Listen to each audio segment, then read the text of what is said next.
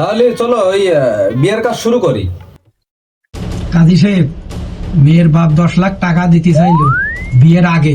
এই 10 লাখ টাকা এই জায়গায় নগদ না ফেললি আমি এই বিয়ে এখন করতে পারবো না। আমি ওসব জানি নে, তোমাদের দুইজনের মামলা, তোমরা দুইজন মিটোই নাও। আমার 5,000 টাকা বিয়ে করার টাকা দাও, আমি নিয়ে চলে যাই। শ্বশুর মশাই 10 লাখ টাকা নগদ দাও, তা নাহলে বিয়ে সাথে এই জায়গায় হবে না, খানা পিনা সব নষ্ট হয়ে যাবে না, বিয়ে মে কোনো ভালো হবে না। বিয়ে না করে কোনো জায়গায় যেতে পারবি না, আমার কলেজা তুই নিয়ে যাচ্ছি। 20 বছর ধরে যত্ন করে ওই মেয়েটা আমি মানুষ করেছি। আব্বা, এই 10 লাখ টাকা যদি না দেয় আমি বিয়ে করব না। আর এই 10 লাখ টাকা বাড়ি যদি তুমি আমার বিয়ে করাই দাও বাড়িতে, তোমার কিন্তু এই 10 লাখ টাকা আমার ফিরোইটা লিখবে না। মনি করছি, তুই যে বাথরুম করে আয়, ঠিক আছে?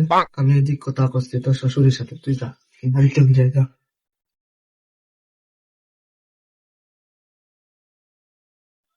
যা যা। 10 লাখ টাকা দিয়ে আমার সম্ভব না। আমরা খুব গরিব। ছেলে তো 10 লাখের নিচে বিয়ে করবে না, আর তোমার তো 10 লাখ দেওয়া সম্ভব না।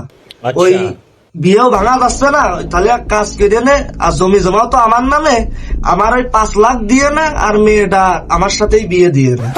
মনি হিসাব তো তাহলে ঠিকই আছে, তাহলে তো লস হবে না, মেয়েটা কেনে বিয়ে দিয়ে দিবে। তাহলে আর কি ওই বিয়ের কাজ সম্পন্ন করি। তারেকের মেয়ে সাবিনা, তরিকুলের আব্বা রহমান কাজী, আপনি কি বিবাহ করিতে ইচ্ছুক আছেন? যদি থাকেন বলেন কবুল। আই এম কবুল। বাংলায় কও। কবুল। আলহামদুলিল্লাহ, আমিন। আব্বা, তুমি আমার কি সর্বনাশ করলে? আব্বা আমার